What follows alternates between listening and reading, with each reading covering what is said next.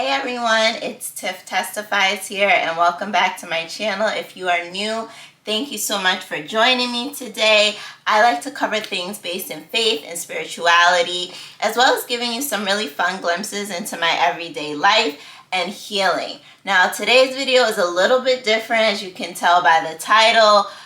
I just want to vent, to be honest with you guys. I just want to come on here, and I know I can't be the only person feeling this way.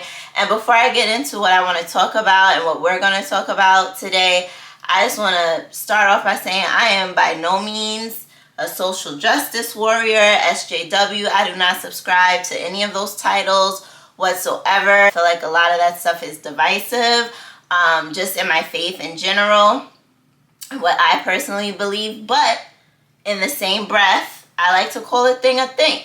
Like, we live in reality, we live in this world, and there are things that we as Black women and we as Black people overall experience, and our experience is not the same in a lot of instances. And I just want to be real with you guys. I got my smoothie here, and I just want to talk. I just want to talk to you guys about how I've been feeling, and I honestly feel like I can't be the only person that's been feeling like this.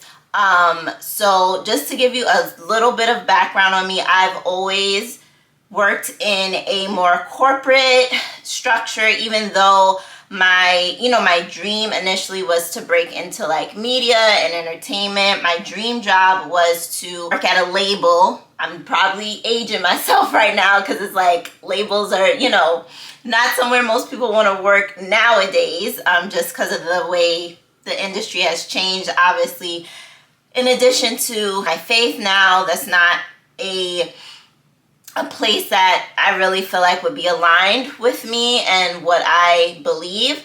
But back in the day, that was my dream, was to work at like a huge label, like a Sony or a Def Jam or something like that. So I've always kind of been within the, I would say, entertainment / media field. And within that field, I've been in a lot of corporate, not as maybe structured corporate environments, but still somewhat of a corporate environment nonetheless. Hold on, let me just get a taste of my smoothie real quick. Oh, you guys, it is not sweet. I know it's good for me. I didn't add any like extra sweetener. It's literally just some oat milk, berries, bananas, kale, chia seeds. Has a little sweetness to it, but I'm not gonna hold y'all. It's not that great. But I'm gonna drink it. I'm gonna drink it because I know it's good for me. I think it's a very unique experience for Black women, how we are expected to show up at work, right? And the working from home for all of this time, and then now, a lot of jobs are opening back up and wanting people to come back into the offices on a more consistent basis, if not every day, 3 days out of the week, 2 days out of the week now. The whole idea of this, like, bringing back the culture in the office and socializing, it's not the same for us. I really just want to have a open, honest conversation and dialogue about how we as Black women specifically have to show up, and the idea of coming back to work, like I said, whether it's on a full-time basis or a hybrid basis, is just not the same. It just isn't. The level of maybe enthusiasm that, organizations are trying to make people feel. And I know, listen guys, I know it's daunting for a lot of people, not just Black people, having to get back into a routine of going into the office every day or 3 days a week, whatever it may be. I get it. But again, a thing, and the way we are expected to show up to work, it's a totally different experience. And I just honestly felt like coming on here to talk about it with you guys and to vent and to kind of share, things I've noticed, some things my friends have experienced, I have personally experienced in an office environment, corporate setting, when you are more than likely the minority there, right? So one of the first things I want to get into is this like constant commentary on your appearance. It's almost as if you are an object to everyone, like you're a doll that everyone wants to look at when you come in, and it's always talking about, oh my gosh, yes, queen, I love your hair, and look at those nails, so fancy, aren't you so fancy, you're such a diva. And it's just, while I appreciate, compliments on how I look, and I'm not saying that this is intentional, but it seems like anytime there is some sort of interaction or conversation as a Black woman in the office, it's about how we look and our appearance and our hair. If my hair is my hair, don't get me started on that one. Yes, it is my hair. It's my real hair. Do I wear braids and things like that every now and then? Yes, I do. But my hair is naturally long. I've had long hair since I was a little girl. Like, just having to even explain those things can get very frustrating, and feeling like I have to explain, these things, or people just assuming like I have a weave or I have a wig on my head. There's nothing wrong with those things, but it's just this idea of what people think about you and what they're projecting onto you as a Black woman.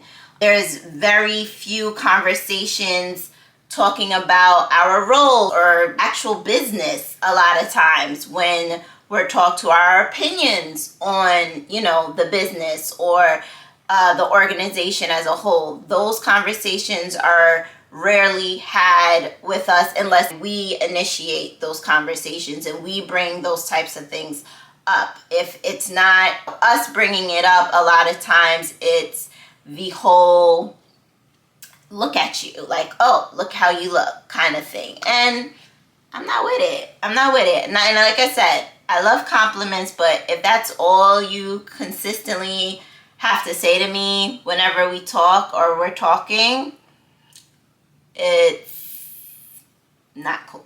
And the next thing that I want to talk about is the fact that we are usually made to feel as though we need to make everyone else around us comfortable with us, and the fact that we are not white around us, but no one ever really tries to maybe make us feel more welcomed or make us feel more comfortable in situations and settings where we are the only person. Hey everyone, it's Editing Tiff here, and I realized while I was reviewing this clip that I may have not articulated myself the best, so I just wanted to quickly come on and clarify so there's no confusion.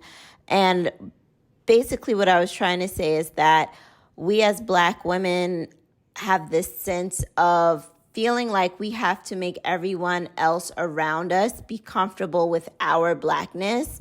And a lot of times we're the ones that are uncomfortable in these office settings. Right? And this is shown in a lot of different ways. Feeling like we have to speak first and say good morning or no one will speak to us. Like, there's been so many times, you guys, I can't even count, that I will consistently say good morning to someone every single day, and the one day I don't say good morning to that person, they will walk right by me as if I don't even exist. Don't even say anything, but then, another white coworker or white person walks by them and they're, hey, good morning. So it's like stuff like that that definitely has to make you go, what's that about, Because I always say good morning. I always make you feel comfortable in this situation where I might not feel as comfortable. I go out of my way to say hello or good morning. But when I don't do it, it's like, whatever. I don't need to speak to you. I don't need to acknowledge your existence here in this office. And let me know if that's something you guys have experienced within your office dynamics at work, because I know for sure almost every place I've ever worked, that has been a thing for me, is if I don't speak, if I don't say something to someone consistently, they will not go out of their way. And I'm talking about the same person. I'm not saying these are, or even random people, but I'm talking about like the same person that we might not know each other, but because we pass each other in the hall or, things like that, I always smile, say, hey, good morning, how are you? If I don't say anything and this same person sees me and walks by me, they won't say anything to me. And then it's like, but then they'll say something else to the person behind me who's a white girl or a white guy and say good morning to them. So when you notice things like that, you got to be like, what's that about? Do you feel as if you don't need to acknowledge me unless I acknowledge you first? And that's what I'm talking about, us being made to feel like we have to make everyone else around us feel comfortable with us, and almost as if we're not, we're non-threatening, we're friendly, we're nice, you can speak to us, but we don't get the same in return a lot of times. So there's that. I'm gonna take another sip of this smoothie that I made because I refuse to throw it out. I'm a trooper. I'm gonna get through it, even though it's nasty. All right, you guys. Next up, hypersexualization in our office attire. Now, for me personally, the industry that I work in right now is not as strict. Like, I don't work in, like financial services or something like that where, they require more of a very business, slacks, blouse, heels type of thing. It's more casual, jeans, nice little top, or if it's summer, a nice dress with some sandals, all good. You don't have to come in very buttoned up type of thing, which I love because that's never been my vibe. I'm like, I cannot rock the whole like bank slacks blazer. It looks good on a lot of women. I see y'all killing it in y'all power suits. I love it. Just ain't for me. Just nothing I've ever desired to want to wear to work, to have to wear to work every single day. Not my vibe. So I am definitely grateful that I am in a industry where I am not required to dress that way and I can express myself a little bit more with what I choose to put on. But with that being said, there is this unspoken thing about if let's say for example, it's summer and it's hot and one of our white sisters comes in with some denim cutoff shorts and a t-shirt. Now, let me say this. Not saying I would ever wear something like that to work, because I wouldn't. I don't think that's appropriate whatsoever. But let's just say, for example, that happens, right? No one's going to say anything. It's like, okay, it's hot, get it. She still looks cute, comfy, cool. Now, let's say I decided to come in to work with the same exact outfit on, some little cut-off denim shorts and a t-shirt, regular t-shirt, and came into the office like that.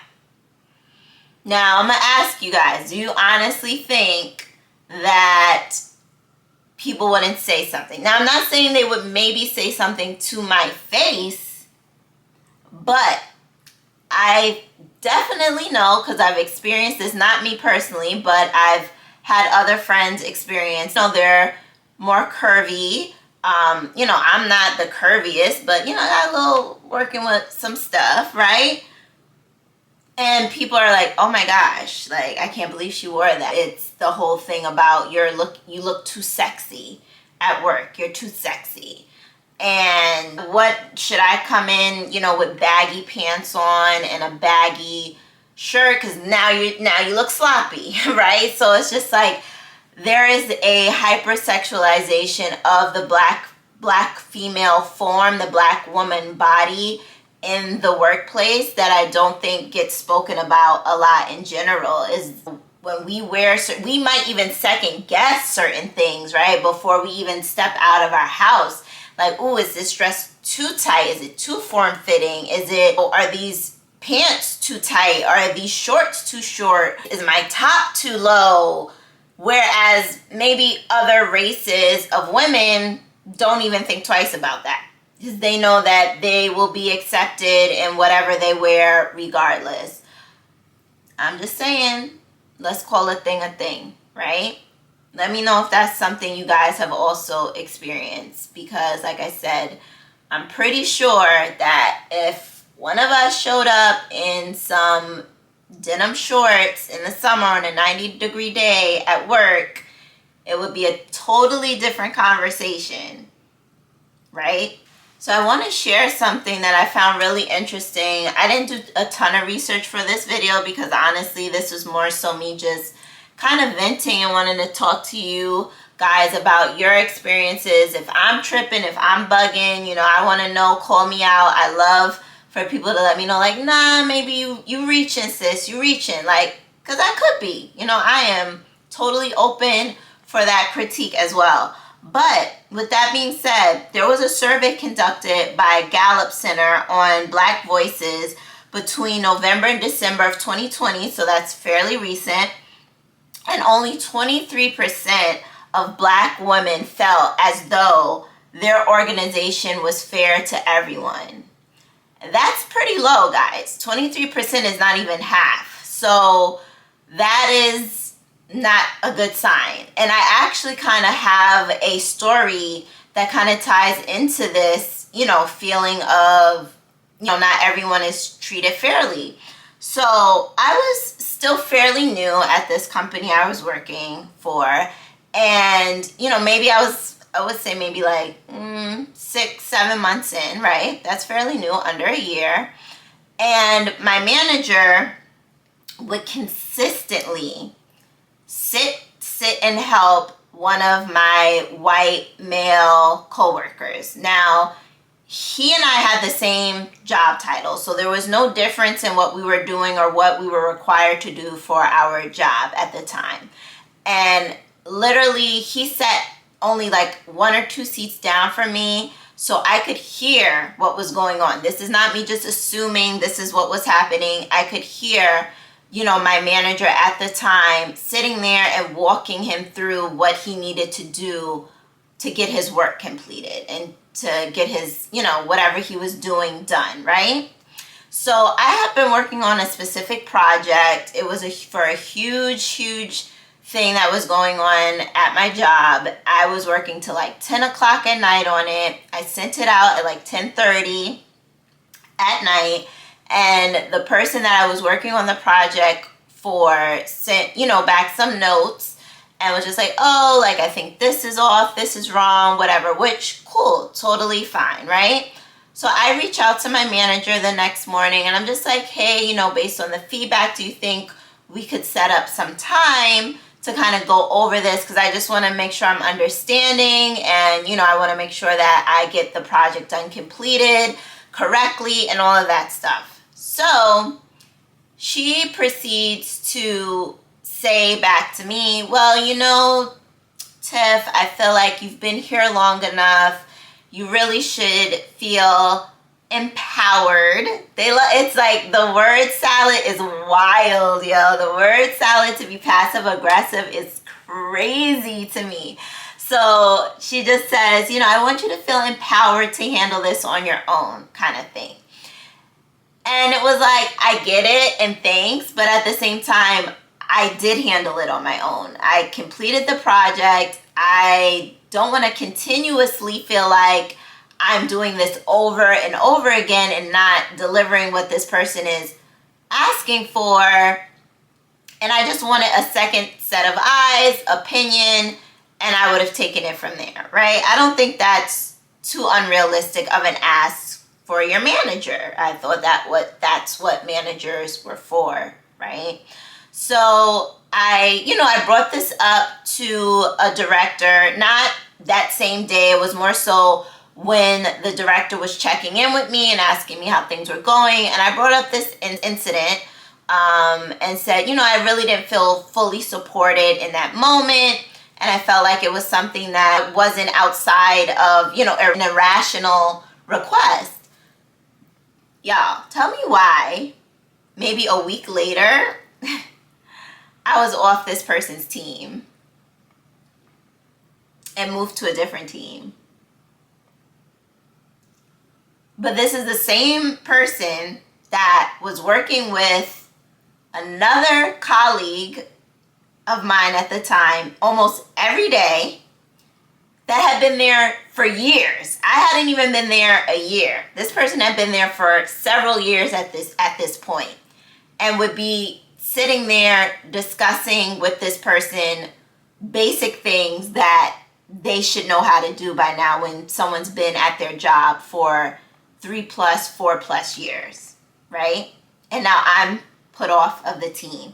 So that was a harsh reality check for me, y'all. I realized that they ain't got your back. You gotta have your own back. You gotta advocate for yourself. You gotta just be fully buttoned up at all times. And it is what it is kind of thing. Like, you're literally a lone soldier out here. And that goes into another thing that I don't think we're honest about and talk about, is this mean girl clicky culture that's in a lot of offices, where you get these girls that click up, and these are the type of women that click up at work. They gossip about everyone, they talk about everybody, they're very passive aggressive, they're like super nice in your face, and then the minute you turn around, they're bad mouthing you. And trust me, I know this goes for all races. They do this to their own, to their white counterparts, their black counterparts. But specifically when you're dealing with a dynamic, a white woman that feels like a black woman is her subordinate, it can turn into this very almost distrusting relationship where they're trying to find things to nitpick you about, and they're trying to find mistakes or issues in your work, but at the same time they don't want to do the work themselves. So they want you to do the work, but they don't trust the work that you're doing. They're constantly second guessing the work that you're doing. It all feeds into this mean girl clicky culture. They all want to go to lunch together, they all grab coffee together, and I'm not with it. And I'm gonna call a thing, right? Let's call a thing. And these are things that I've experienced in, again, like I said, multiple different companies that I've worked at in the past, and organizations that I've worked at in the past. And it's something that's there. It's there. And it can make a lot of people feel, again, unwelcomed, uncomfortable.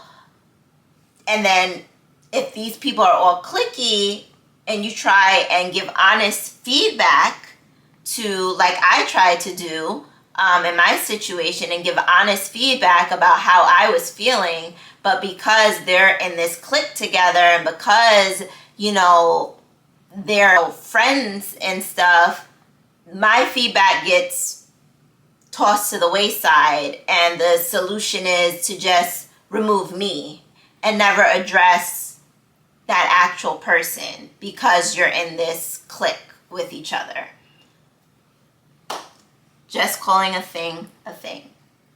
And everybody was jumping on that whole bandwagon. I want to say that was 2020, summer of 2020, going into 2021. You have all of these companies coming out about, we're going to do all our efforts to fight racism and D&I and diversity and inclusion and all of these things, right? Do y'all remember that?